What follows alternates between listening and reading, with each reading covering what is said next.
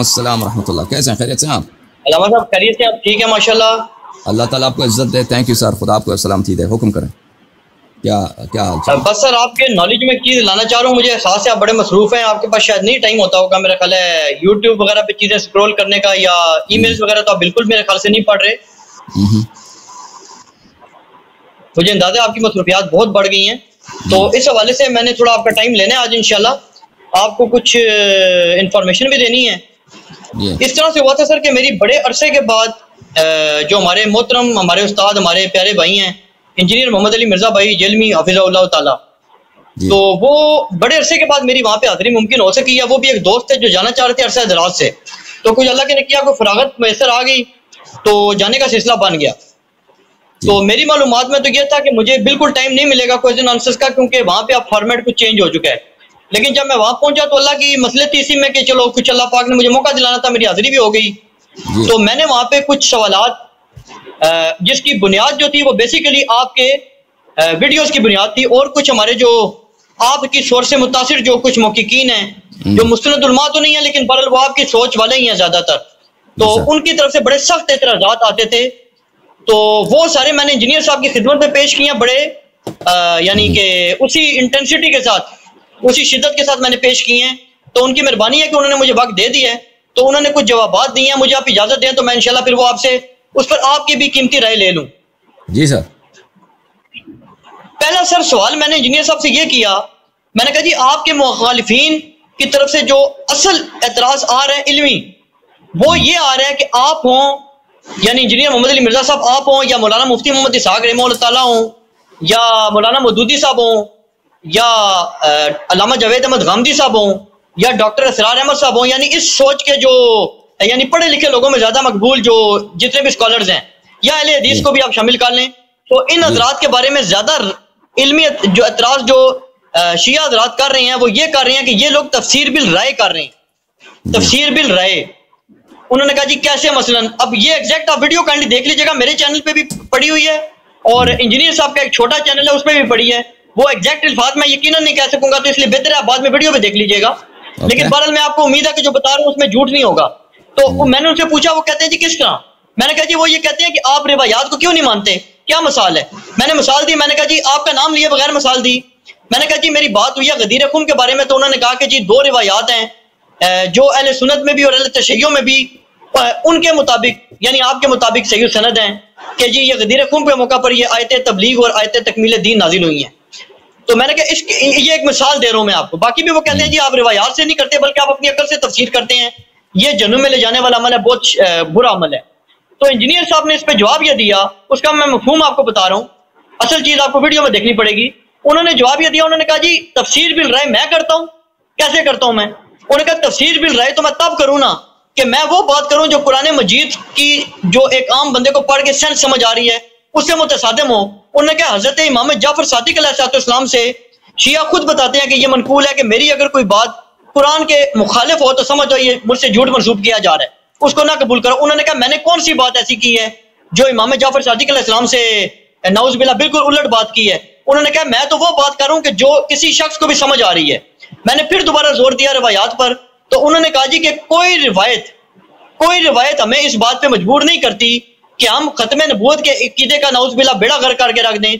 उन्होंने मिसाल दी, उन्होंने कहा जी जब CNN पे या BBC पे पट्टी चलती है ना अंग्रेजी की, या उन्होंने एक मंतकी जवाब दिया। उन्होंने कहा जब CNN या BBC पे पट्टी चलती है तो क्या मेरे से सवाल किया कि आपको समझ आती है कि नहीं आती? मैंने कहा जी आती है। उन्होंने कहा गोरा ये समझता है कि नहीं, काला समझता है कि नहीं? उन्होंने कहा उस पर आप क्यों नहीं बहस करते कि यार इस पर आप डिक्शनरियां खोल लें? उन्होंने कहा आप कहते हैं यार अंग्रेजी यही है। इसी तरह उन्होंने कहा जो कुरान मजीद निकला उतरा है वो नाउज़ बिल्लाह कोई पहेलियों की किताब नहीं थी, वो आम लोगों की हिदायत और रहनुमाई के लिए अगर उतरा है, जो कि मानना चाहिए कि उतरा है, तो कहते हैं कि ये बात बिल्कुल गलत है कि वो नाउज़ बिल्लाह रवायतों का मोहताज हो जाए। उन्होंने कहा जब कुरान मजीद फुरकान हमीद में ये आयत बिल्कुल वाज़े क्लियर है कि खत्म नबूवत हो गई है, अब अल्लाह के साथ किसी किस्म का डायरेक्ट ताल्लुक नहीं होगा, कोई नबी नहीं होगा। उन्होंने कहा कैसे ये बात मान ली जाए तो की बुनियाद पे कि वो जनाब एक नया इंस्टीट्यूशन अल्लाह पाक इस्लाम में दाखिल कर दे।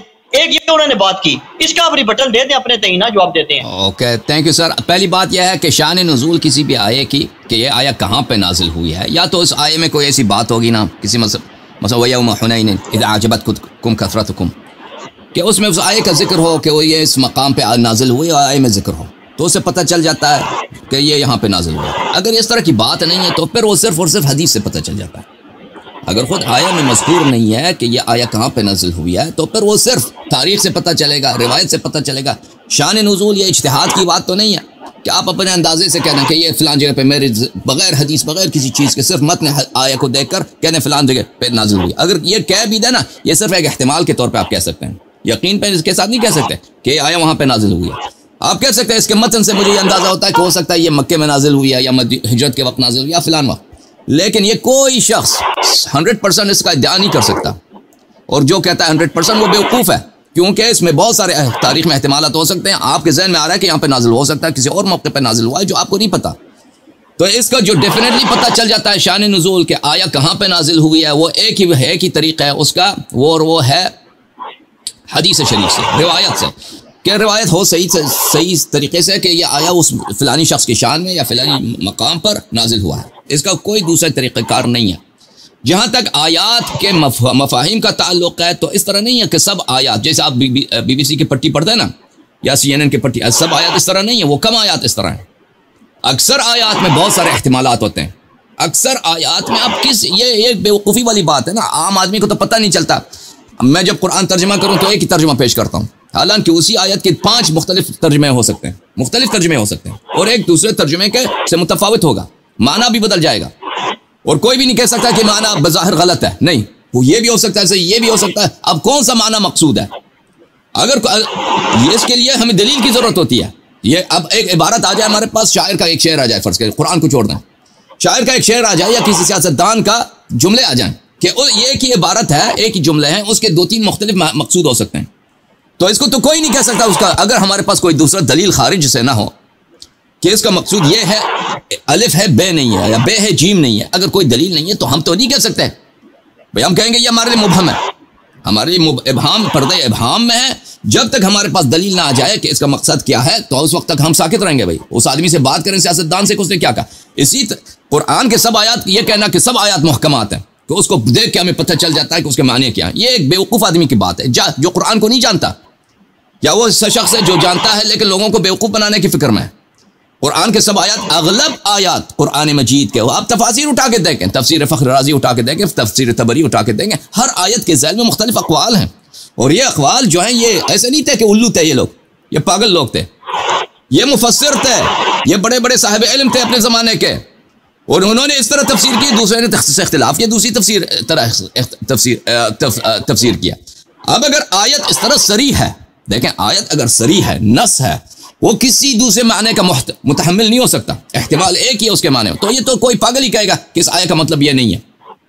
वो तो हम तो नहीं कहते कि तुम उस आयत को नहीं समझते, वो तफसीर बिर्राई भी नहीं है, उसमें इज्तिहाद वगैरह आपने किया ही नहीं। आयत ये कह रहा है कुल हुवल्लाहु अहद, अल्लाह एक है, अल्लाह यकता है, अल्लाह के कोई शरीक नहीं, ये बात वाज़ेह है। लेकिन अगर आयत इस तरह नहीं है, आयत के मुख्तलिफ मानी हो सकते हैं, तो ये इसका फैसला कौन करेगा?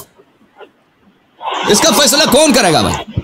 तफासीर में देखते हैं, मुफस्सिरीन के कौल से नहीं पता चलता कि कौन सा कौल राजिह है, पर वही एहतिमालात रह जाते हैं ना कि एहतिमाल अलिफ है, एहतिमाल बे है, एहतिमाल जीम है, पर वो मुबहम रह जाता है, मुबहम। तो यहाँ पे फैसला कौन करेगा? अल्लाह ताला की किताब आई है ना, अल्लाह ताला की जो किताब आई, इस तरह तो नहीं आई कि किताब इसी तरह आई हो, जैसे पर्ची में लिखी हुई हो या किसी टैबलेट में लिखी हुई हो, जैसे हज़रत मूसा अलैहिस्सलाम पे अलवाह यानी टैबलेट्स, तख्तियाँ आई थी, उस तरह तो नहीं आई। ये किताब रसूल पाक सल्लल्लाहु अलैहि वसल्लम लेकर आए, पहले उनके सीने अक़दस पे नाजिल हुई है, मुअल्लिम पहले आया है, मुअल्लिम पहले आया है कुरान से, मुअल्लिम मुक़द्दम है कुरान पर, और वो जो कुरान आता रहा है उसने सिखाया है, उसने तफसीर किया, उसने इल्म दिया कुरान का। अब ये अलग बात है कि मुसलमानों ने वो इल्म ज़ाया कर दिया, ये अलग बात है। लिहाजा हमें वो आयत कुरान की कि इसमें अल्लाह ताला इस आयत में क्या फरमाता है, वो बिला शक बिला राइब, उसके लिए एक ऐसे वसीले की ज़रूरत है कि वो वसीला बिल्कुल 100% हमें बता दे, बगैर किसी एहतिमाल के, बगैर उसका कौल हुज्जत हो, कि वो बता दे कि हमें कुरान का मकसूद मफहूम क्या है इस आयत के मुताल्लिक़। रसूल पाक सल्लल्लाहु अलैहि वसल्लम वो अगर बताए तो फस्ल खिताब है। रसूल पाक सल्लल्लाहु अलैहि वसल्लम की कोई हदीस हो कि इस आयत से मुराद ये है, ये नहीं है, तो बक़िया एहतिमालात ख़त्म है। इसके अलावा वो कौन है? रसूल पाक सल्लल्लाहु अलैहि वसल्लम ने अपने बाद ऐसी हस्तियां छोड़ी हैं जिनके मुतालिक उन्होंने कहा कि ये कुरान से कभी अलग नहीं होंगे, कुरान इनसे कभी अलग नहीं होंगे, वो कभी आपको गुमराह नहीं करेंगे। और वो अइम्मा अतहार अलैहिमुस्सलाम, अहले बैत अबरार अलैहिमुस्सलातु वस्सलाम। तो पहली बात यह है कि कुरान काफ़ी है, हस्बुना किताब, हम पूरी कुरान को समझते हैं, ये बेनहायत बेवकूफ़ाना बात है। कुरान से ज़्यादा अजनबी इंसान के जहन से कोई किताब है ही नहीं, क्योंकि कुरान के अक्सर आयात ऐसे हैं कि उसके मुख्तलिफ मानी हो सकते हैं। इसके लिए हमें ज़रूरत है वयुअल्लिमुहुमुल किताब वल हिकमा। रसूल पाक उस ज़माने में जो अरब थे ना, इंजीनियर मिर्ज़ा को साहब को अरबी कहाँ आती है? वो तो तर्जमे पढ़ पढ़ के फिलाने ने क्या कहा, फिलाने के वो मिला मिला के वो उससे कुछ अंदाज़ा कर लेते हैं कि आया का तर्जमा क्या है। उस ज़माने में तो किसी को अरबी के तर्जमे की ज़रूरत नहीं थी, वो तो अफ़सह अन्नास थे। अभी जो लोग अरबी बोलते हैं ना अरब मुल्कों में, इनकी अरबी बहुत गलत है, इनकी अरबी बहुत घटिया है। अब सऊदी अरब में जो अरबी बोली जाती है, कुवैत में बोली जाती है, ये अरबी, इनकी आमियाना अरबी जो बहुत घटिया अरबी है। रसूल पाक सल्लल्लाहु अलैहि वसल्लम के ज़माने में जो अरबी बोली जाती थी ना, निहायत आला किस्म के। मसलन फ़र्ज़ करें पेशावर में जो उर्दू बोली जाती है और उसका मुकाबला करें लखनऊ में जो उर्दू बोली जाती है ना, उसका बहुत ज़मीन आसमान का फ़र्क है। लखनऊ वाले क्या उर्दू बोलते हैं, पेशावर वाले बेचारे अब उधर उसने उर्दू सीखी है, फ़र्ज़ करें वो मर्दान में स्वाबी में किसी ने उर्दू से किया, उसकी उर्दू वो बात ही नहीं है उसका। तो रसूल पाक सल्लल्लाहु अलैहि वसल्लम के ज़माने के लोग अरब सब फसीह थे और उनको एक ही बात पे फ़ख्र था, फसाहत पे, कि उनकी ज़बान अच्छी है। और दूसरे कौमों को वो अजम बोलते थे। अजम किसको बोलते हैं? हैवान को बोलते हैं। अजम यानी वो जिसको जो बात सही तरह से नहीं कर सकता। आपके जो रूमी हुए, मिस्री हुए, ईरानी हुए, फारसी हुए, दूसरे कौमों को अरब, इनको अजम बोलते हैं, इनको बोलना नहीं आता, अपने आप को अरब बोलते। अरब यानी इनको अच्छी तरह से बात करना आता है, उनकी ज़बान है भी बहुत प्यारी, ज़बान है भी दुनिया में बेनज़ीर बेमिसाल।